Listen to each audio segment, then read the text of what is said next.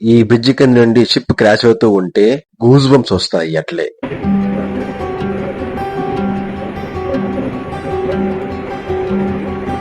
మేము చిన్న బోట్ నుంచి పెద్ద బోట్కి వెళ్తున్నాము. ప్రస్తుతానికి నేను గాలే పోర్ట్ దగ్గర ఉన్నాను. చాలా ఎక్సైటింగ్ ఉంది. ఇదే ఫస్ట్ టైం శ్రీలంక రావడము.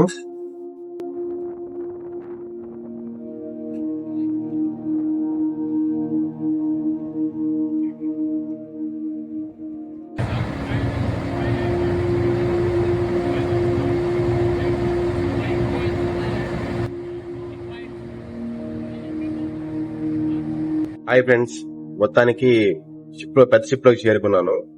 నా షిప్ ఇప్పుడు సైలింగ్ అవుతోంది. శ్రీలంక నుంచి హాంకాంగ్ వెళ్తున్నాను. సబ్సిడీ లేకపోతే మేబీ 12 days పడుతుంది. హాయ్, హలో, నమస్తే అందరికి మరోసారి నూతన సంవత్సరానికి శుభాకాంక్షలు and welcome to seaman Srihari YouTube channel. సాయంత్రం అవుతూ ఉంది.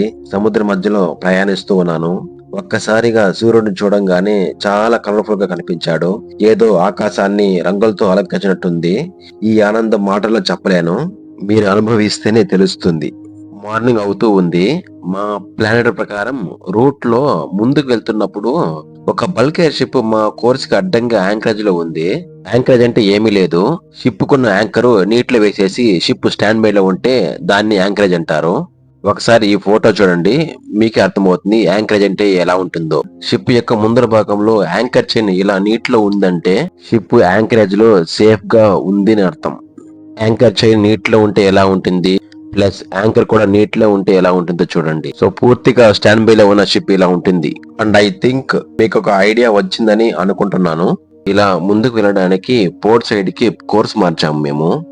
కానీ ఆ షిప్ కూడా యాంకరేజ్ నుండి బయటికి వస్తూ స్లోగా మూవ్ అవుతూ ఉంది. చాలా పెద్ద షిప్ కావడం వల్ల ఆ bulk carrier ship prolonged horn మోగించింది.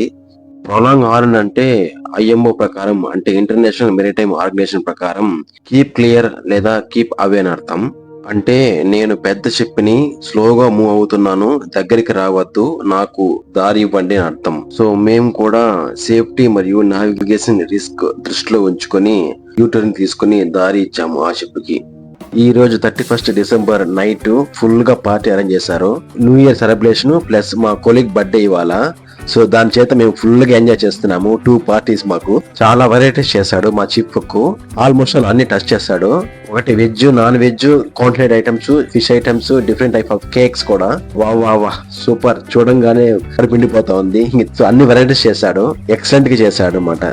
So once again మీకందరికి మరోసారి హ్యాపీ న్యూ ఇయర్ 2026.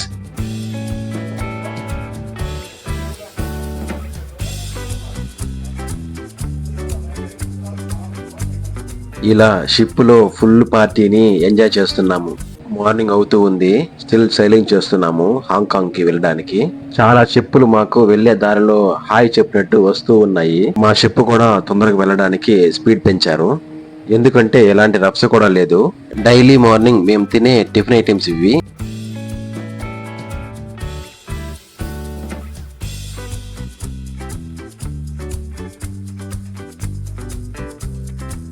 పికిల్స్ కావాలన్నా so chilli pickle, lemon pickle, mango pickle, garlic pickle అన్ని అవైలబుల్ ఉంటాయి. సాసెస్ అన్ని అవైలబుల్ ఉంటాయి. సో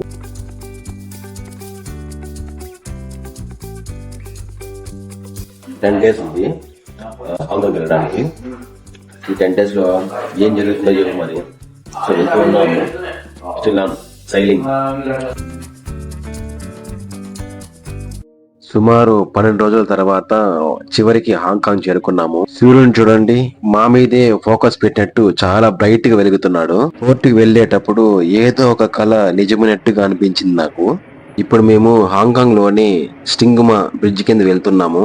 నిజానికి మా మీద ఒక భారీ బ్రిడ్జ్, దాని కింద నెమ్మదిగా కదులుతున్న వేరే బిగ్ కంటైనర్ షిప్. తలుచుకుంటేనే గూజ్ బంప్స్ వస్తున్నాయి. ఈ క్షణం నిజంగా చాలా థ్రిల్లింగ్ గా అండ్ ఎక్సైటింగ్ గా ఉంది నాకు. చూడండి, బ్రిడ్జ్ ని కంటైనర్ టచ్ చేసినట్టుగా ఉంది కదా. ఎంత మూవ్ అవుతుంది, ఎంత స్లోగా మూవ్ అవుతుంది చూడండి. వా, ఎంత థ్రిల్లింగ్ గా ఉందో నాకు. Yes, we are crossed the bridge safely and nicely. పెద్ద షిప్, పెద్ద బ్రిడ్జ్, విశాలమైన సముద్రము లైవ్ గా చూస్తూ ఉంటే ఒక అద్భుతమైన అనుభూతి నాకు. మీరు కూడా సీమెన్ అవ్వాలని కలలు కంటున్నారా? అయితే నా ప్రయాణాన్ని ఫాలో అవ్వండి. ఇది కేవలం నా ప్రయాణం మాత్రమే కాదు, ఇది మీ ప్రయాణం కూడా అవ్వచ్చు. సో ఇంకెందుకు ఆలస్యం, మీరు సీమెన్ అవ్వాలనుకుంటే ఈ వీడియోని లైక్ చేయండి, సబ్స్క్రైబ్ చేయండి, నా ఛానల్ తో కనెక్టెడ్ గా ఉండండి. ఓకే ఫ్రెండ్స్, ఇంకా మరిన్ని రియల్ షిప్ లైఫ్ అప్డేట్స్ కోసం మన ఛానల్ ని ట్యూన్ చేస్తూ ఉండండి. ఇది కేవలం ప్రయాణం కాదు, ఇది ఒక సీమెన్ జీవితం.